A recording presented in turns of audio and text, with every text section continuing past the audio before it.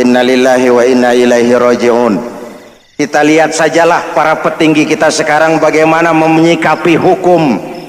Sebab saya dengar ada bargaining, orang takut teriak maling sapi karena DE maling wedus. Tidak berani teriak ada maling sapi karena dia maling kambing. Yang lain maling ayam, dikumpulin ternyata maling semua.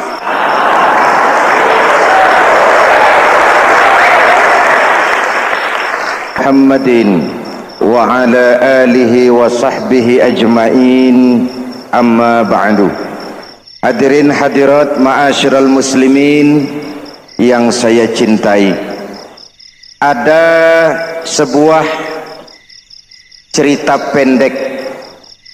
Seorang pengendara sepeda motor ditangkap oleh Pak Polisi, lalu diperiksa.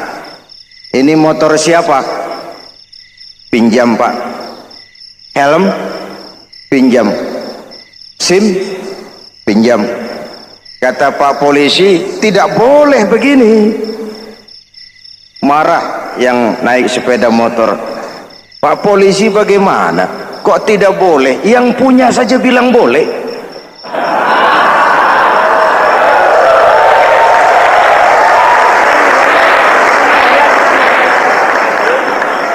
Cerita ini memberikan gambaran bagaimana masyarakat kita sekarang cenderung memboleh-bolehkan diri sendiri, melahirkan permissive society. Masyarakat serba boleh dengan ukuran sakarepe dewe. Itu sebabnya agama diturunkan. Dalam contoh yang indah, Rasul memberikan gambaran bahwa Islam ini bagaikan sebuah bangunan yang komponen pokoknya 5. Bunyal Islamu ala khamsin. Islam dibangun di atas 5 komponen pokok.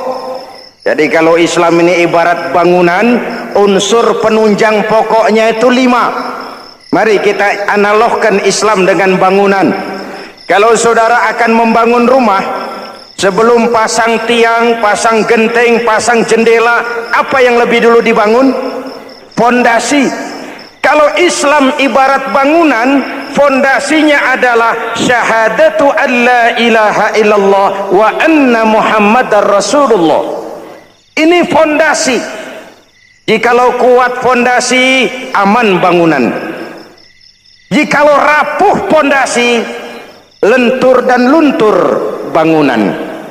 Maka kuat atau tidak kuatnya bangunan Islam kita bergantung kepada keyakinan dasar tadi, fondasi.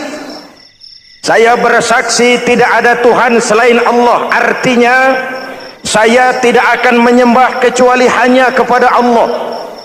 Orang yang benar fondasinya beres sujudnya. Kalau saya yakin tidak ada Tuhan selain Allah, saya tidak akan minta rezeki kecuali hanya kepada Allah. Orang yang benar fondasinya, giat bekerjanya, jauh dari tipu menipu, jauh dari renten, jauh dari riba, jauh dari korupsi, jauh dari judi. Keyakinan memberikan warna terhadap bentuk kepribadian. Kalau saya yakin tidak ada Tuhan selain Allah, saya tidak akan pernah takut kecuali hanya kepada Allah. Saya tidak akan melarikan persoalan kecuali hanya kepada Allah. Saya tidak akan menggantungkan hidup kecuali hanya kepada Allah. Saya tidak akan minta tolong kecuali hanya kepada Allah. Meresap ke dalam jiwa. Untuk keyakinan seperti ini, orang-orang tua kita dahulu berlinang air mata, bersimbah darah, bahkan berkorban nyawa, melaksanakan hijrah untuk mempertahankan keyakinan. Ini intan paling mahal dan ini mutiara paling berharga. Zaman boleh berubah, tapi pondasi tidak boleh goyah. Masa boleh berganti, tapi pondasi jangan sampai mati. Karena iman kita hidup, Untuk iman kita berjuang, dan dalam iman kita ingin kembali menghadap Allah Subhanahu. Masih ingat cerita tentang Bilal? Masih? Mengulang kaji saja. Bilal itu budak sahaya. Ketika masuk Islam dipanggil oleh majikannya. Bilal, iya bos. Saya dengar kamu masuk Islam ya? Iya bos. Kok berani-beraninya kamu masuk Islam? Memangnya kamu budak siapa Bilal? Ya budak bos. Bos. Kamu kerja sama siapa? Sama bos. Bos. Yang gaji kamu siapa? Ya bos. Nah, kamu kan ngerti Bilal. Kamu budak saya, kamu kerja dengan saya, yang gaji kamu saya, yang beri makan saya. Kenapa? Kok beraninya masuk Islam padahal kamu belum saya kasih izin? Bos, bos boleh beli badan saya, tapi jangan mimpi bisa membeli jiwa saya. Tuhan boleh kuasai badan saya, tapi jangan mimpi bisa menguasai keyakinan saya. Saya memang benar Tuhan yang gaji, tapi kan saya digaji, saya kerja. Kerja itu kewajiban saya, gaji itu hak saya. Soal keyakinan jangan ikut campur bos. Kurang ajar kamu Bilal. Biarin Bilal. Begini saja, kalau kau mau meninggalkan keyakinanmu, meninggalkan Allah Tuhanmu, kau akan kami merdekakan. Tapi kalau kau tetap dalam keyakinanmu, kamu akan saya siksa sampai mati. Bagaimana? Jangan mimpi bos. Lebih baik mati berkalang tanah daripada hidup bercermin bangkai. Biar saya gugur membela keyakinan daripada hidup jadi penjilat menjual akidah. Itu prinsip.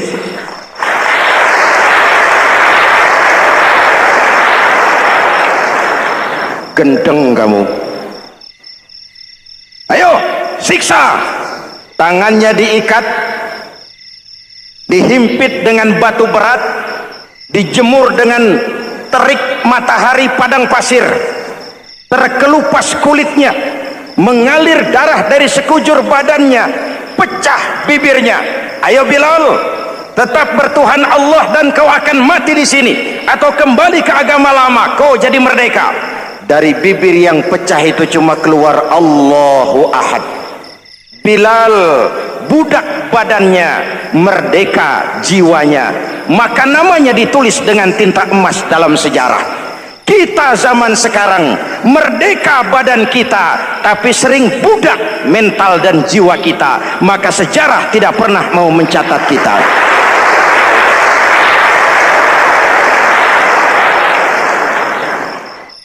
Ma'asyiral muslimin yang saya cintai, fondasi sudah. Lalu apa lagi? Mulai memancangkan tiang. Tiangnya 5. Ada tiang namanya zuhur, asar, maghrib, subuh, isya. Tetapi agar bangunan menjadi kuat, ada tiang-tiang tambahan namanya rawatib dan nawafil. Rawatib itu ba'diyah atau qobliyah, nawafil itu di luar itu. Agar bangunan menjadi kuat, dibentuk pribadi lewat sholat. Apa filsafatnya? Pertama, sholat itu simbol penyerahan total kepada Allah. Kita ini sudah kontrak. Innallaha astara minal mu'minina anfusahum wa amwalahum bi anna lahumul jannah. Allah telah membeli dari orang-orang mukmin diri mereka, harta mereka, bagi mereka adalah surga. Penjual kita orang beriman, pembeli Allah, dagangannya amwal dan anfus, harganya adalah surga. Jelas? Penyerahan total itu dimulai dengan takbiratul ihram. Salli fardal isya, Allahu akbar. Arahkan mata ke tempat kita sujud. Jangan lupa kalau sudah di atas, lupa dengan yang di bawah. Sudah jadi genteng, petatang peteteng di atas. Lalu bilang, merasa capek sendiri, kata Genteng kepada Tiang, "Tiang, kamu sih enak," kata Genteng, "saya setengah mati di atas, kehujanan, kepanasan, kadang-kadang anak-anak nakal saya disambitin." Kata Tiang, "Saudara Genteng, ngomong jangan sembarangan ya. Kamu kira kamu bisa nongkrong dan nangkring di atas itu gara-gara siapa, Genteng? Kan saya yang sokong dari bawah. Kamu jadi pejabat tinggi, jadi anggota ini, anggota itu, kami rakyat yang angkat. Jangan sudah di atas kami ditekan. Jangan agama dijadikan topeng untuk kepentingan pribadi. Berpolitik untuk kepentingan agama, ayo, tapi menjual agama untuk kepentingan politik, itu yang merusak agama."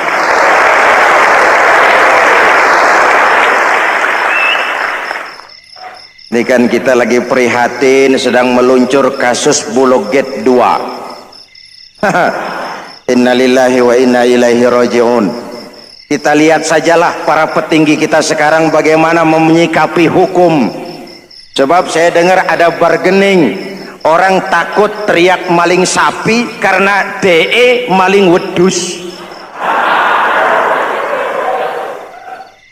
Tidak berani teriak ada maling sapi karena dia maling kambing. Yang lain maling ayam, dikumpulin ternyata maling semua.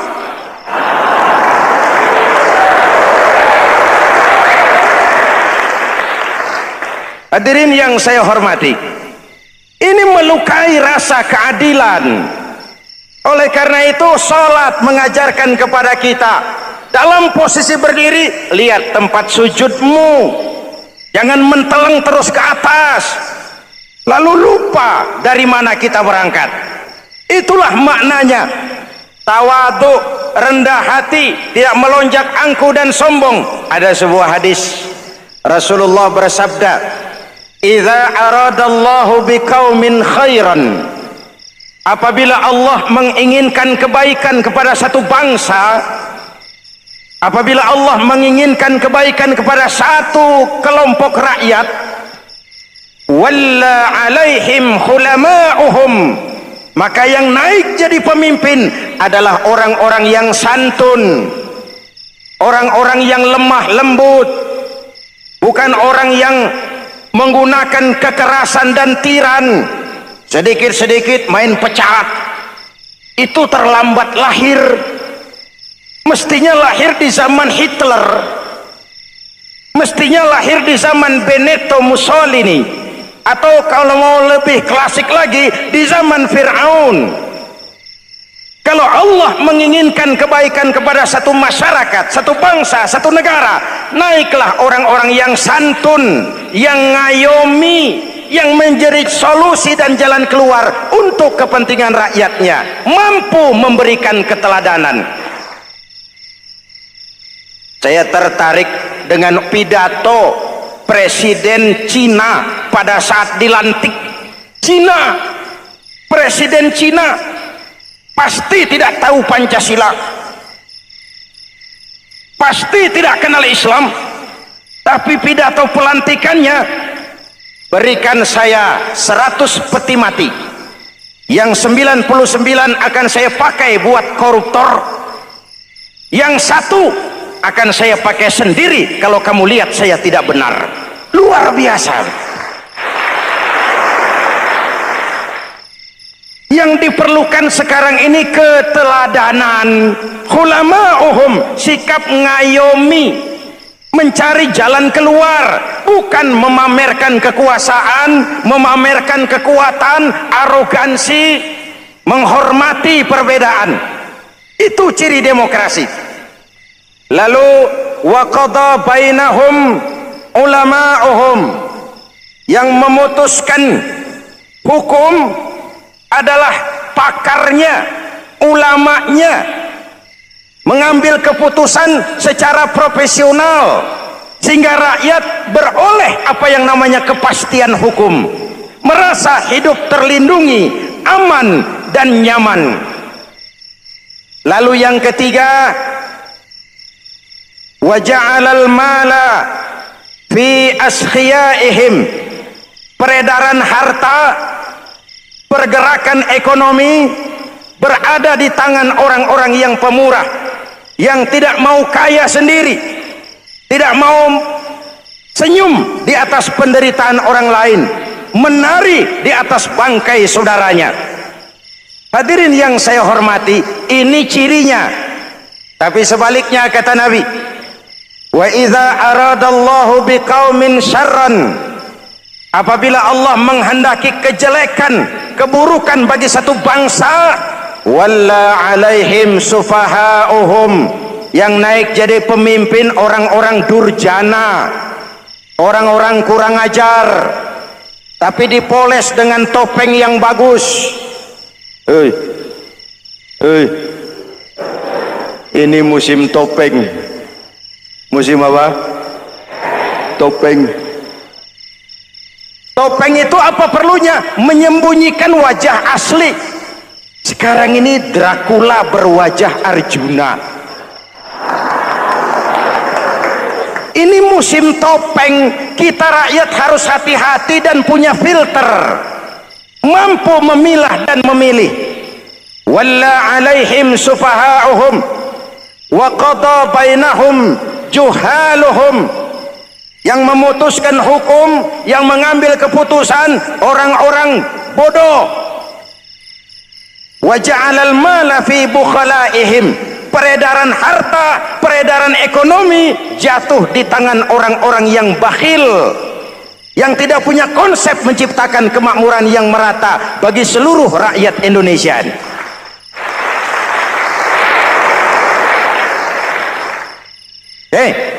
Kita kembali kepada tiang. Ini kan lagi cerita tiang tadi ya. Kalau sedang berdiri, lihat tempat sujud, jangan menteleng terus ke atas. Terserang penyakit tamak bin rakus alias serakah. Nah, selesai. Anggota badan yang paling terhormat ini kepala. Ketika sujud, sama rendahnya dengan telapak kaki. Allahu Akbar, yang besar cuma Allah. Apa bedanya saya dengan saudara? Tidak ada, kecuali saya ngomong saudara dengerin. Kita sama-sama beribadah, sama-sama mencari nilai tambah di hadapan Allah. Apa saya lebih penting dari saudara? Belum tentu. Apa saya lebih hebat dari saudara? Belum tentu. Perasaan lebih penting, lebih hebat, lebih jago setan. Jelas? Ayo tundukkan kepala, dia sama rendahnya dengan telapak kaki kita. Yang besar cuma Allah. Allahu Akbar. Lalu diakhiri dengan menebarkan salam. Assalamualaikum warahmatullah. Assalamualaikum warahmatullah. Menebarkan salam, mewujudkan rasa aman, damai, bukan menimbulkan keresahan. Hadirin yang saya hormati, ini karakteristik kita. Selesai sholat, kembali ke masyarakat, ajaran salam diterjemahkan. Apa? Rasulullah sallallahu alaihi wasallam bersabda, "Ufsus salam, wasilul arham, wa at'imut ta'am, wa sallu bil laili wan nasu niyam, tadkhulul jannata bisalam." Pertama, ufsus salam, tebarkan salam. Tebarkan salam itu bukan cuma kalau ketemu orang assalamualaikum, assalamualaikum. Ya, itu zahirnya.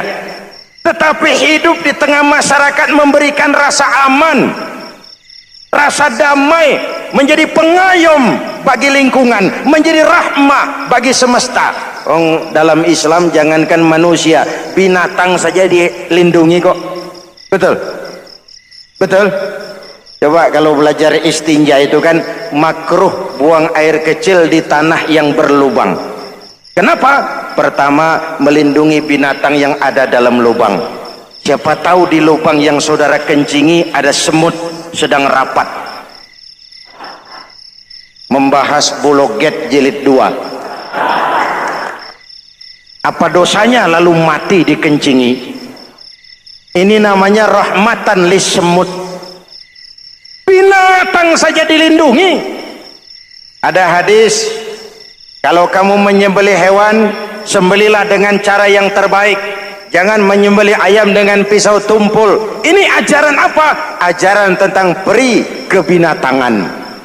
Rahmatan, memberikan rahmah, salam, keselamatan dan kedamaian kepada masyarakat lingkungan. Itu misi seorang muslim.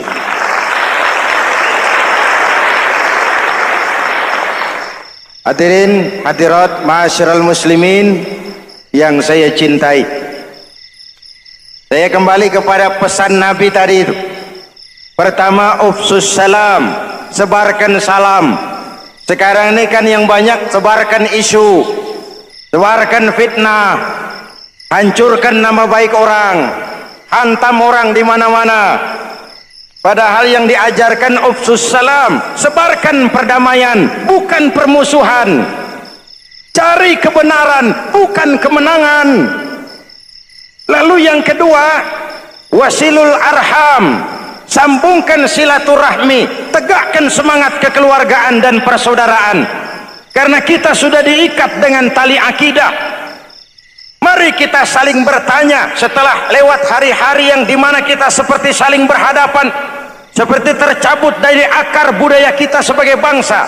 Semangat gotong royong, semangat kekeluargaan makin lentur dan luntur, dan perlu kita angkat kembali ke permukaan. Silul arham, sambungkan semangat silaturahmi. Wa at'imut ta'am, berikan makan orang-orang yang kelaparan, mempunyai kepekaan dan kepedulian. Jangan menari di atas penderitaan orang, jangan tersenyum di atas isak tangis tetangga. At'imut ta'am, mempunyai kepedulian yang tinggi. Wa sallu bil laili wan nasu niyam, bangunlah di keheningan malam ketika orang sedang tidur. Istilah saya, kalau mau telepon Allah, jangan lupa nomor teleponnya, 44342, jumlahnya 17. Zuhur, asar, maghrib, isya, subuh, 44342. Jangan ragu-ragu, kalau angka cukup telepon sambung, kalau angka kurang hati-hati salah sambung. Pak, mau sambung yang lebih cepat bagaimana? Bisa, selain nomor itu coba pakai sambungan langsung jarak jauh, namanya SLJJ. Kapan? Tengah malam. Kenapa tengah malam? Lebih murah. Lebih murah. Saluran kosong, telepon jarang yang pakai, orang banyak tidur. Wa minal laili fatahajjad bihi nafilatan lak asa ayyab'atsaka rabbuka maqaman mahmuda. Nun, di keheningan malam bangun. Seperti bapak-bapak, ibu-ibu sering bangun tengah malam ya Bu? Ya. Ngapain? Kalau bangun tengah malamnya sih saya percaya, cuma urusannya apa? Kira bangun tengah malam mau tahajud, malaikat sudah mau nulis, cuma buang air kecil, tidur lagi. Hampir salah tulis saya.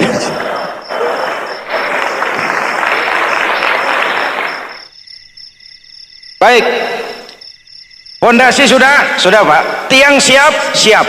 Lalu apa lagi? Nah, rumah itu supaya ada batas, perlu pagar, dinding, tembok.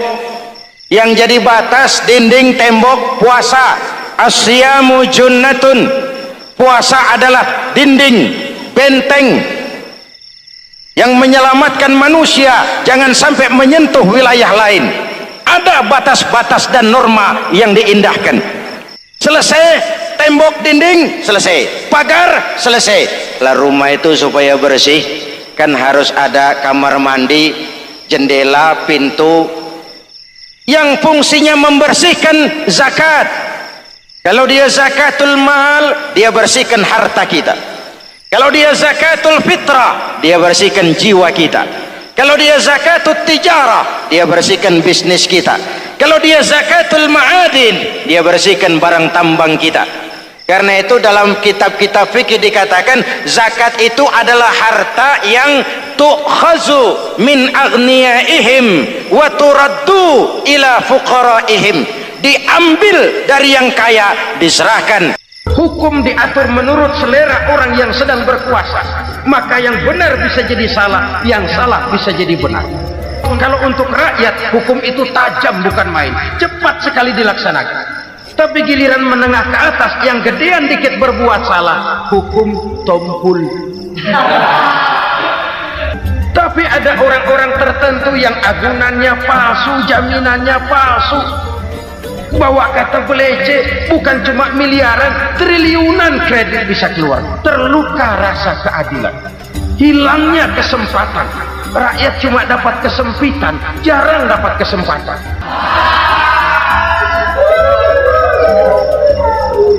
Penjara-penjara berdasi kepala botak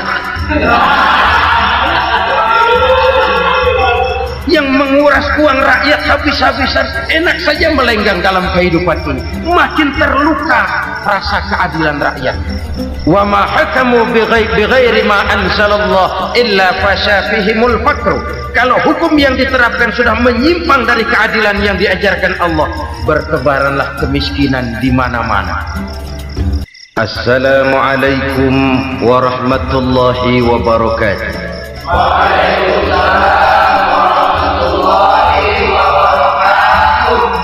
Bismillahirrahmanirrahim. Alhamdulillahi rabbil alamin. Wassalatu wassalamu ala asyrafil anbiya'i wal mursalin, sayyidina wa maulana Muhammadin wa ala alihi wa sahbihi ajma'in. Amma ba'd. Saudara-saudara kaum muslimin rahimakumullah, sebagai bangsa kita tengah menghadapi berbagai bencana, baik di bidang ekonomi maupun di bidang politik. Adalah potret kehidupan sehari-hari. Kita menyaksikan peristiwa-peristiwa yang memilukan dan memalukan. PHK terjadi di mana-mana, pengangguran meningkat, harga-harga membumbung tinggi, daya beli rakyat semakin lemah. Sementara di bidang politik, kejadian-kejadian memberikan indikasi bahwa persatuan dan kesatuan kita sebagai bangsa dewasa ini tengah berada dalam ujian yang berat. Pada jumpa kita kali ini, tanpa bermaksud untuk mencari kambing hitam dari bencana yang kita hadapi, saya ingin menyampaikan sebuah hadis yang diriwayatkan oleh Imam At-Tabarani dari Ibnu Abbas bahwa Rasulullah sallallahu alaihi wasallam bersabda, khamsun bi khamsin. Ada 5 perkara yang dapat menimbulkan 5 macam bencana. Mari kita renungi hadis ini satu demi satu sebagai bahan introspeksi buat kita semua dalam menghadapi bencana yang tengah berlaku sekarang ini. Yang pertama, manaqasa qaumul ahda illa sullita alaihim aduwwuhum. Apabila suatu kaum sudah mengingkari janjinya, maka mereka pun akan dikuasai oleh musuh-musuh mereka. Sederhana saja nampak kalimat dalam hadis ini.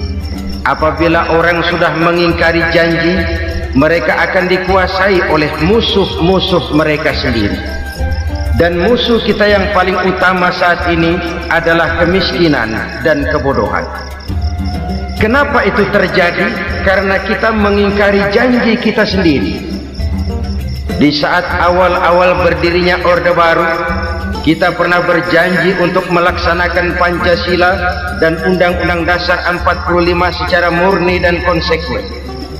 Kita berjanji bahwa kita akan menegakkan pemerintah yang bersih dan berwibawa. Itu semua pada permulaannya. Waktu demi waktu berjalan, kita lupa dengan janji yang kita ucapkan itu. Ketuhanan yang Maha Esa kita ucapkan, tapi kesetanan yang luar biasa yang kita lakukan. Kemanusiaan yang adil dan beradab yang kita dengungkan, tetapi kemanusiaan zalim dan biadab yang kita praktekkan.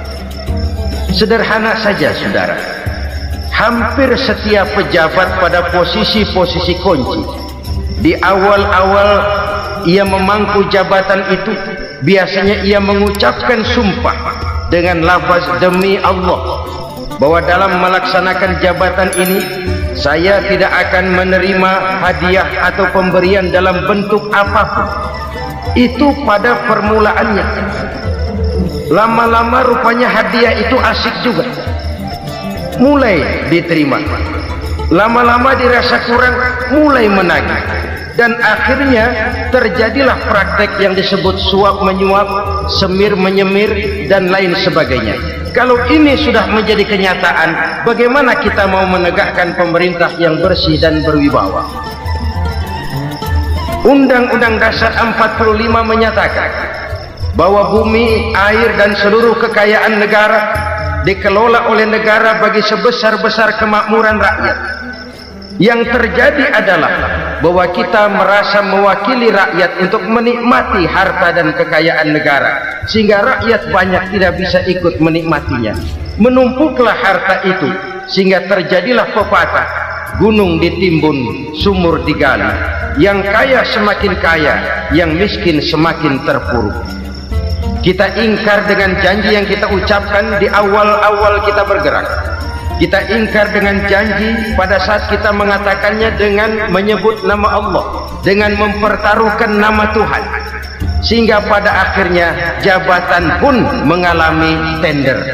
Sudah menjadi rahasia umum, orang mau jadi lurah mesti mengeluarkan uang, mau jadi camat mesti mengeluarkan uang, mau jadi wali kota, bupati, bahkan gubernur, itu ada pasarannya. Secara logika, kalau orang memperoleh satu jabatan karena banyak mengeluarkan uang, tentu pada saat ia mengeluarkan uang, ia sudah punya pemikiran, modal pasti pulang, modal pasti kembali. Kalau orang memperoleh suatu jabatan karena banyak mengeluarkan uang, maka langkah pertama yang dia lakukan setelah memangku jabatan itu ialah bagaimana uang bisa kembali, bagaimana modal bisa pulang. Kalau modal sudah pulang, pikiran berikutnya bagaimana supaya dapat untung. Lalu kapan mau bekerja untuk kepentingan rakyat? Itu nomor 18. Kemudian kalau ada proyek-proyek besar, pertanyaannya ialah bukan apakah proyek ini bermanfaat bagi rakyat, apakah proyek ini layak untuk diteruskan, tetapi yang jadi pertanyaan paling utama ialah bagian saya berapa duit dari proyek ini. Kita bisa lihat proyek, mega proyek lahan 1 juta hektar di Kalimantan Tengah, triliunan rupiah, dan proyek itu gagal. SD Impres bulan ini diresmikan, bulan depan retak. Jembatan-jembatan bulan ini gunting pita, bulan depan runtuh. Kita ingkar dengan janji. Kita berkata kita bekerja untuk kepentingan rakyat, tapi kita tidak pernah mengenal rakyat itu. Apabila suatu kaum sudah mulai mengingkari janji, maka mereka akan dikuasai oleh musuh-musuh mereka. Akibatnya tersusunlah barisan-barisan sakit hati yang makin lama makin menjadi bola salju, menggelinding membesar, dan kemudian terjadilah hal-hal yang tidak kita inginkan lagi. Apabila suatu kaum sudah mengingkari janji, maka mereka akan dikuasai oleh musuh-musuh mereka. Ini penyebab bencana yang pertama. Kita tidak konsekuen. Tadinya kita dengan lantang teriak-teriak berantas korupsi, ganyang korupsi. Pada waktu kita belum mendapat kesempatan. Setelah kita naik punya kesempatan, rupanya korupsi enak juga dirasa. Terjadi pergeseran nilai, orang luntur, kehilangan idealisme awal. Lalu untuk menghibur diri, menutup kesalahan, kita gunakanlah pepatah bahwa tidak ada gading yang tak retak, bahwa kita harus mikul dhuwur mendem jero. Itu semua cuma sebagai dalih agar kesalahan kita tidak dibicarakan orang lain. Padahal kita sendiri yang mengingkari janji. Kita yang keluar dari komitmen awal kita. Kita berjanji melaksanakan Pancasila dan Undang-Undang Dasar 45 dengan murni dan konsekuen.